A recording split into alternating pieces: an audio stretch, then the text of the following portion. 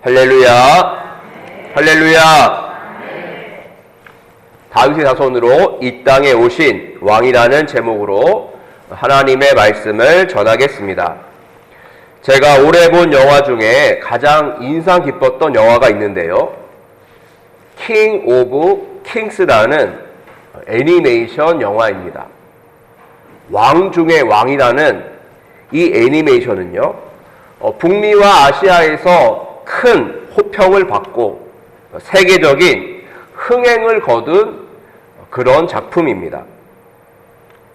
신기한 것은요, 기독교인들 뿐만 아니라 비기독교인들도 이 영화를 많이 봤다고 합니다. 교회를 다니지 않고 예수님을 믿지 않는 사람들이 왜 이렇게 종교적 색채가 짙은 이 영화를 많이 봤을까? 신기하지 않습니까? 이러한 현상에 대해서 김성수 대중문화 평론가는 이렇게 말했습니다. 네. 2030 세대는 미래에 대한 불안과 공포를 겪고 있다. 신자유주의는 끝없는 경쟁 속에서 승리하는 사람만 살아남을 수 있다는 인식을 깊이 새겼다. 세상에 나오면 자신이 도태될 가능성이 높다는 점을 느끼게 된다. 불안감, 억울함 속에서 종교적 요소에 대한 관심이 증가했다. 그래서 이렇게 킹 오브 킹스 이 영화가 흥행을 하였다고 분석을 하였습니다. 다시 말하면 오늘을 살아가는 현대인들은 삶이 너무나도 힘들다는 거예요. 너무나 힘들고 어렵고 고통스럽다는 것이죠. 그래서 누굴 찾고 있다는 것이죠? 왕 중의 왕을 찾고 있다는 거예요. 사랑의 왕, 치유의 왕, 구원의 왕을 찾고 있는 것이죠. 오늘 본문에서는요, 왕 중의 왕, 예수 그리스도, 다윗 자손으로 이 땅에 오신 예수 그리스도에서 말씀하고 있는데 함께 말씀을 살펴보도록 하겠습니다. 먼저 오늘 구약의 말씀, 예레미야 23장 5절에서 8절까지 말씀을 읽었는데요. 오늘 말씀의 배경은 남유다의 마지막 왕 시드기야 왕 때에 선포된 말씀입니다. BC 587년경 남유다가 바벨론에게 망할 때, 그때 마지막 왕이 바로 누구였다고요? 누구? 시드기야 왕. 시드기야 왕이었습니다. 그때 예레미야 선지자는 눈물을 흘리면서 무엇을 예언했냐면, 남유다가, 이스라엘이 바벨론에게 망하니까 어서 속히 항복하라 라는 예언의 말씀을 전했어요. 눈물을 흘리면서 이스라엘의 멸망을 선포했습니다. 이미 그전부터 있었던 이스라엘의 부정부패와 불신앙, 우상숭배, 영적 타락은 계속되어 왔고요. 특별히 시드기야 왕 때 절정을 이루었던 것이죠. 안 그래도 불이 꺼져가고 있는데, 불이 막 꺼져가고 있는데 그 불을 완전히 꺼버린 왕이 누구였어요? 바로 시드기야 왕이었던 것입니다. 이 시드기야 왕에 대해서 이렇게 열왕기하는 말하고 있는데요. 시드기야가 왕이 될 때의 나이가 21세라. 예루살렘에서 11년간 다스렸다 그랬어요. 그가 여호야김의 모든 행위를 따라 하나님 보시기에, 여호와 보시기에 악을 행했다 그랬어요. 그러니까 하나님께서 어떻게 하셨죠? 진노하셨죠. 이스라엘이 망할 때까지 그는 회개하지 않고 돌아가지 않고 끝까지 악을 행했던 것이죠. 예레미야는 바벨론 왕에게 항복하라 했습니다만 시드기야는 애국 왕의 편을 들면서 바벨론과 싸우려고 하다가 결국 완전히 나라가 망하게 되었던 것이죠. 시드기야 왕은요, 선지자 예레미야를 핍박했는데 어떻게 핍박한 줄 아십니까? 뚜껑 씌운 웅덩이에 가두었어요. 웅덩이에 가두고 내가 듣기 싫은 말 한다 이거예요. 바벨론에게 항복하라고 하니까 듣기 싫다, 시끄럽다 하면서 웅덩이에 빠뜨리고 구덩이에 던지고 시대들, 감옥들에 가두고 그렇게 하면서 계속적으로 하나님의 말씀을 전하는 선지자를 핍박하고 공격하면서 말을 듣지 않고 망하는 길로, 멸망과 패망의 길로 갔다는 거예요. 시드기야 왕의 최후가 어떤지 아십니까? 예레미야 39장 6절에 나오는데요. 시드기야 왕이 결국 어떻게 되느냐? 나라도 완전히 망하고 자기 눈앞에서 누가 죽었어요? 자기 아들들이 다 죽습니다.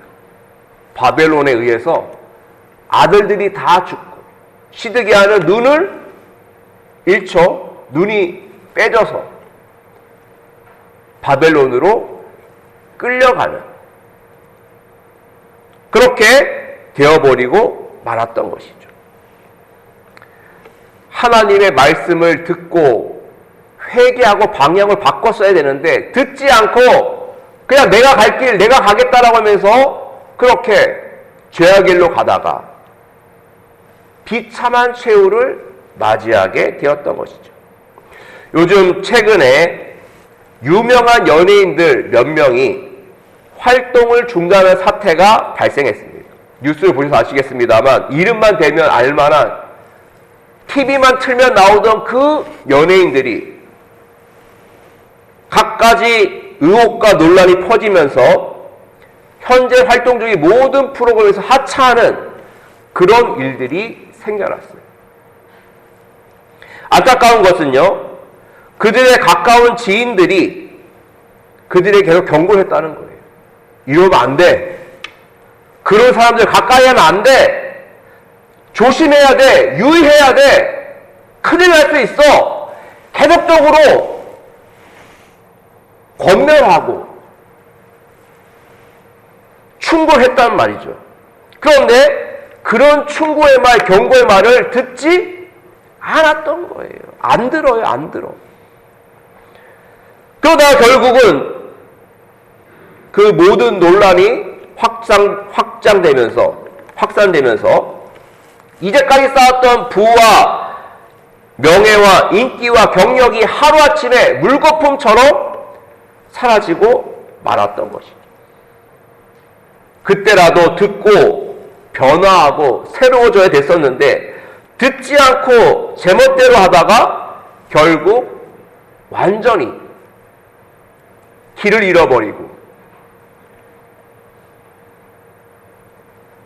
잘못된 길로 가버리고 말았던 것입니다. 우리가 반드시 들어야 할 말이 있는데요.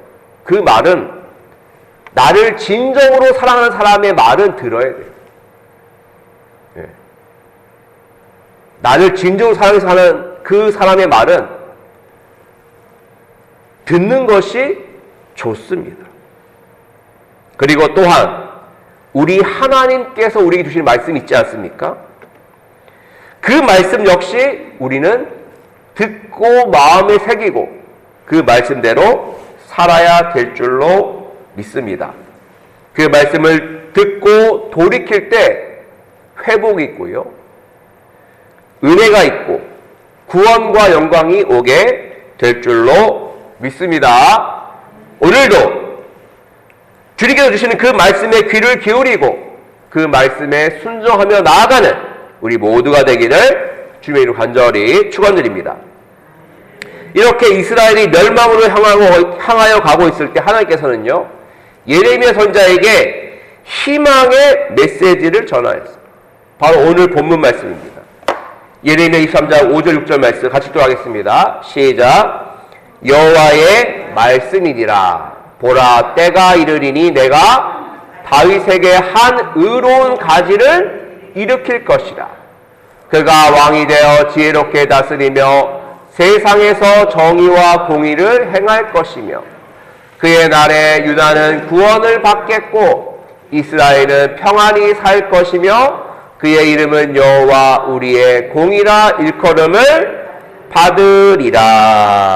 아멘. 그렇습니다. 하나님께서는요, 예레미야를 통해 이스라엘의 패망도 말씀하셨습니다만 동시에 무엇도 말씀했냐면요, 이스라엘의 회복에 대해서도 말씀하셨어요. 다윗에게서 한 가지가 일어날 것이라는 거예요. 다윗에게서 한 싹이 나올 것이라는 거예요. 다시 말하면 다윗의 후손 중에 의로운 자가 세워질 것인데 그를 통해서 이스라엘을 회복시키실 것이다. 그렇게 말씀을 하신 것이죠. 비록 바벨론에 의해 망하게 되지만 이것이 끝이 아니라 하나님의 때가 되면 새로운 왕, 지혜와 공의의 왕, 정의의 왕이 와서 새로운 시대를 여실 것이다 라고 예언을 했던 것이죠.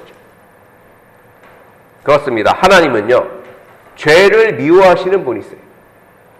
죄에 대해서 반드시 심판과 징계를 하시는 분이신데요, 심판과 징계로 끝나시는 것이 아니라 그 뒤에 반드시 무엇을 주시죠? 은혜를 베풀어 주시는 하나님이세요.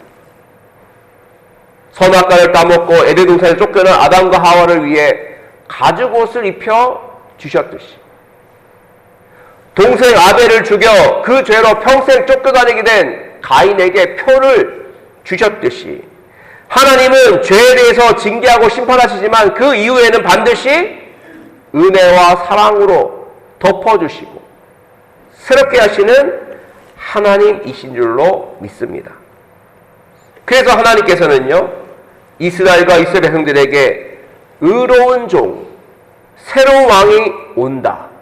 그 왕이 회복시킬 것이다 라고 말하면서, 그리고 이스라엘에게 새로운 해방 역사가 있게 될 것이라고 말씀하는데, 자, 7절, 8절 말씀 같이 한번 읽도록 하겠습니다. 시작. 그러므로 여호와의 말씀이니라.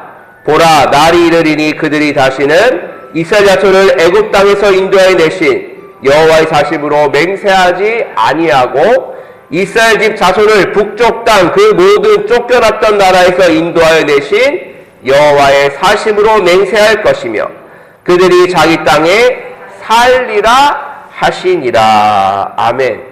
무엇을 말씀하셨죠? 너희들이 포로로 끌려가지만 해방된다는 거예요.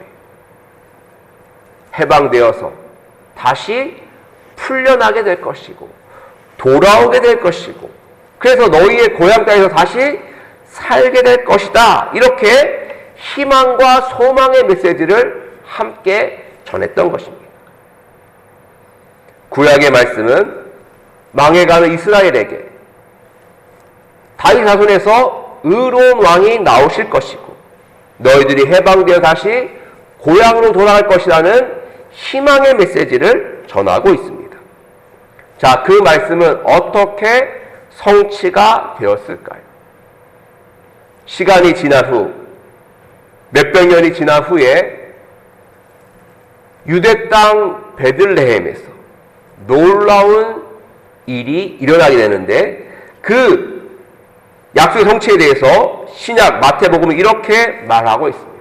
자, 오늘 신약의 말씀 보시면요, 예수님의 나심에 대해서 말하고 있습니다. 누가 결혼합니까? 마리아와 요셉이 약혼을 해요. 약혼.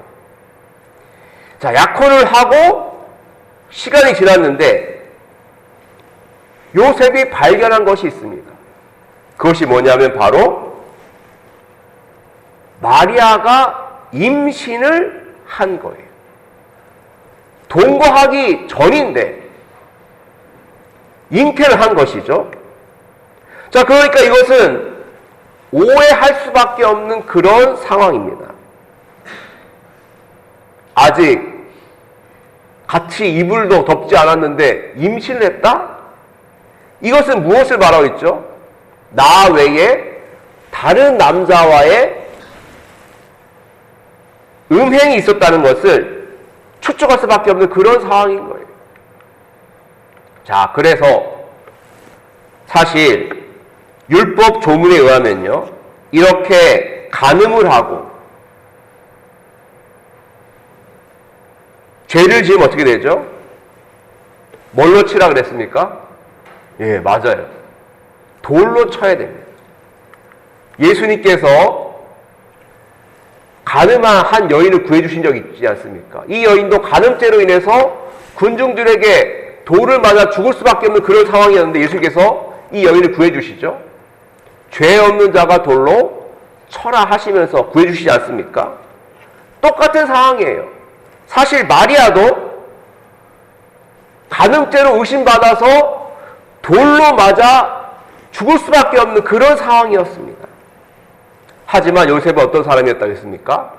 요셉은 의로운 사람이었어요. 그는 자기가 사랑하는 여인 마리아에게 더 좋은 남자가 생겼구나. 그래서 아이까지 생겼으니 내가 이 여인의 행복을 위해 그냥 조용히 밝히지 않고 그 혼인한 것, 약혼한 것만 깨야겠다라고 생각을 하고 그렇게 했던 것이죠. 사실 요셉은 다른 사람을 세심하게 배려하고 이해하려고 했던, 진정으로 마리아를 사랑했던 그런 사람이었던 것 같습니다. 자, 그렇게 요셉이 조용히 파혼하고 했을 때 누가 나타나죠? 네, 바로 천사가 나타나게 되죠. 20절 말씀 보니까 이 일을 생각할 때 주의 사자가 현몽하여 이르되 다윗의 자손 요셉아 내 아내 마리아 데려오기를 무서워하지 말라. 그에게 잉태된 자는 무엇으로? 성령으로 된 것이다. 바람핀 게 아니고 가늠한 것이 아니고 딴 남자 생긴 게 아니라 성령으로 잉태된 것이니 이 여인과 파혼하지 말라는 거예요. 이 여인을 받아들이라는 것이죠. 그리고 아들을 낳을 것인데 그 이름을 예수라 하라. 이는 그가 자기 백성을 그들의 죄에서 구원할 자이심이라 하니라라고 했던 것이죠. 자, 사실 요셉의 입장에서 이 말씀, 이 주의 사자의 말씀이 이해가 되었을까요? 자, 내가 요셉이라고 생각해보세요. 내가 요셉이에요. 그런데 천사가 성령으로 잉태되었다라고 말합니다. 이해가 됩니까? 내 지식, 상식으로는 이것이 이해가 되지 않는 부분이죠. 하지만 이 요셉은요, 이해되지 않는 성령 잉태라는 전대미문의 이 사건을 믿음으로 받아들입니다. 주의 사자의 말을 그대로 받아들여요. 순종합니다. 24절 말씀 보시죠. 요셉이 잠에서 깨어 일어나 주의 사자의 분부대로 행하여 그의 아내를 데려왔으나 아들을 낳기까지 동침하지 아니하더니 나옴의 이름을 예수라 하니라. 아멘. 마태복음은요, 가장 먼저 무엇을 출발하고 있죠? 마태복음 1장 1절이 아브라함과 다윗의 자손 예수 그리스도의 계보라라고 하면서 누가 누굴 낳고 쭉 나오지 않습니까? 마태복음은 이것을 중요하게 여기는 거예요. 구약의 선지자들이 예언했던 다윗의 가지로 나오시는 분, 다윗의 삭스로 오시는 분, 처녀가 잉태하여 나오시는 그분이 바로 예수 그리스도라고 말하고 있는 거예요. 그때 당시에 유대인들을 향하여 봐라, 말씀대로 예언대로 이루어지지 않았느냐, 이분이 바로 우리가 기다리던 메시아 그리스도시다, 예수 그리스도시다, 이분이 바로 우리를 우리의 죄에서 구원할 자이시고 그분의 이름이 임마누엘인데 바로 하나님이 우리와 함께 계시며 우리를 사랑하시는 그 은혜로서 예수님이 오셨다는 것을 말하고 있는 거예요. 그러므로 그 예수님을 믿고 그 예수님을 통해서 죄사함 받고 예수님을 통해 구원을 받으라. 다윗 자손으로 예수님이 오셨다라고 말하고 있는 것이죠. 그래서 다윗 자손 요셉은 하나님의 주권적인 결정에 순종하여 이로써 죄사함과 구원의 시대를 여는 그런 중요한 역할을 감당하였던 것입니다. 자, 오늘 말씀은 우리들에게 어떤 메시지를 전하고 있을까요? 한번 정리해 보도록 하겠습니다. 첫 번째, 같이 읽겠습니다. 시작.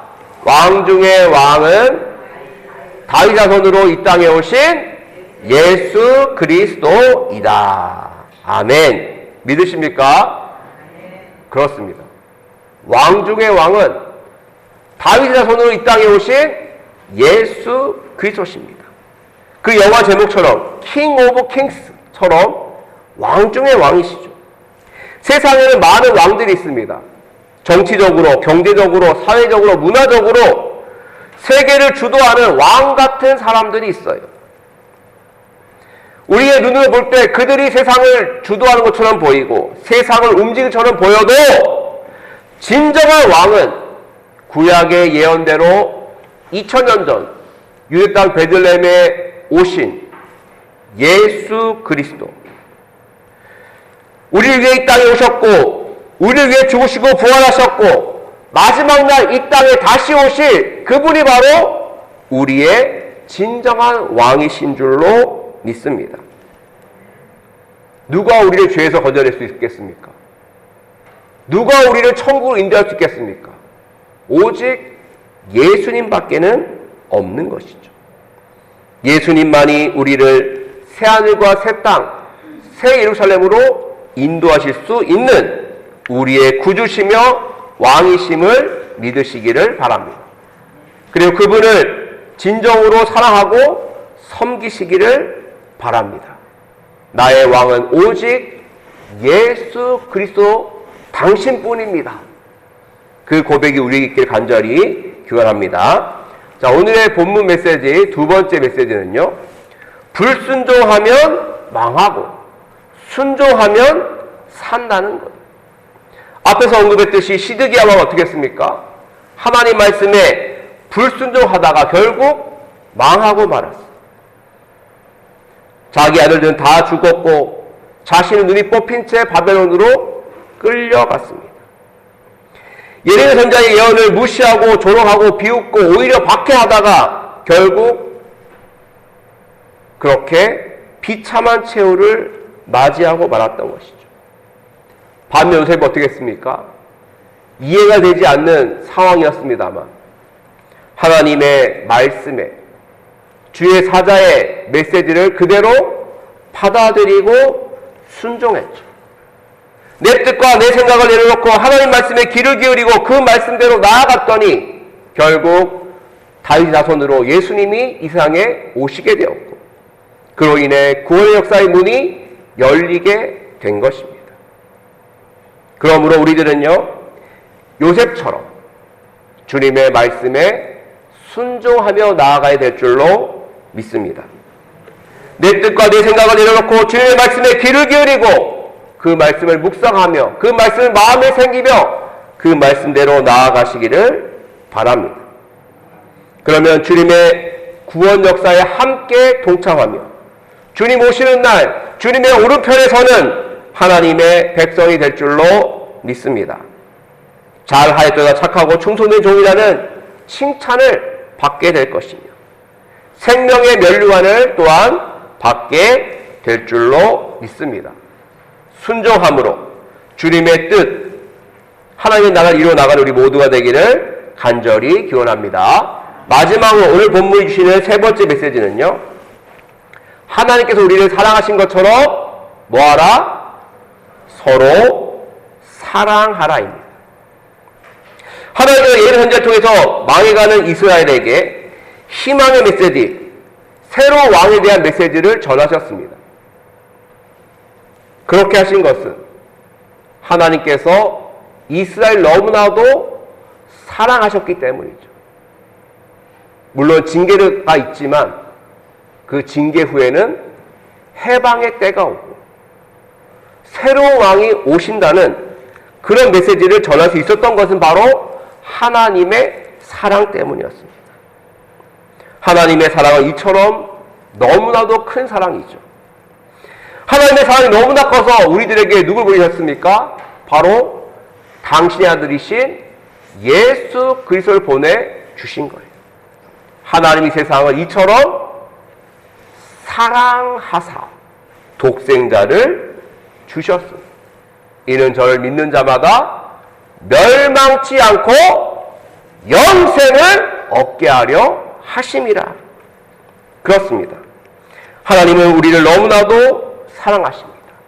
그 사랑이 너무나 커서 하늘을 두루마리 삼고 바다를 먹물 삼아도요 하늘 사랑을 다 기록할 수가 없는 것이죠.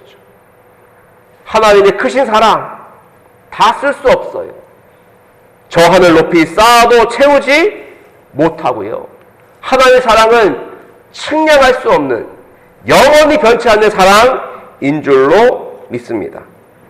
그리고 우리 구주 예수님은 이 땅에 오셔서 우리를 너무나 사랑하셨기에 우리 대신 채찍에 맞으시고 우리 대신 형벌을 받으시고 우리 대신 십자가에 못 박혀 죽으신 것이죠. 그리고 3일 만에 다시 부활하셨고 그 예수님은 다시 마지막 날 이 땅에 오실 것입니다.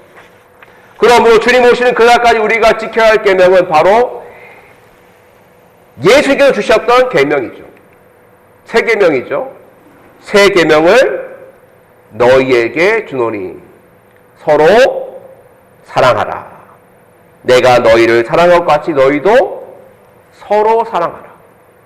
너희가 서로 사랑하면 이로써 모든 사람이 너희가 내 제자인 줄 알 것이라고 말씀하고 있는 것이죠.